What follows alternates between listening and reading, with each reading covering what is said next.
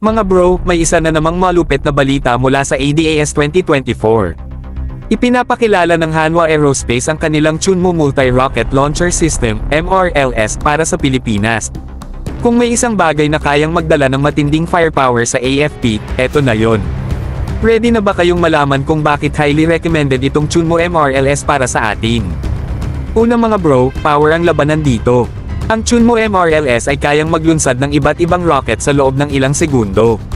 Ibig sabihin, kung gusto nating isecure ang ating mga teritoryo at ipakita ang lakas natin sa strategic areas, ito ang kayang magbigay ng support fire na hindi mapapantayan. Imagine mo yung precision at bilis ng rocket attacks para sa mga tropa natin, solid backup to sa laban. Isa pang edge ng Chunmoo ay ang flexibility nito. Pwede nitong gamitin ang iba't ibang klase ng rockets, kaya swak sa kahit anong mission ang gusto ng AFP. Kung ground targets ang habol, o strategic coastal areas, kaya nitong i-adjust ang firepower para sa specific requirements. Ang adaptability ng Chunmoo mga bro, ay talagang ideal sa evolving needs ng AFP para sa defense at offense. Ang timing din ng offer na ito ay perfect mga bro.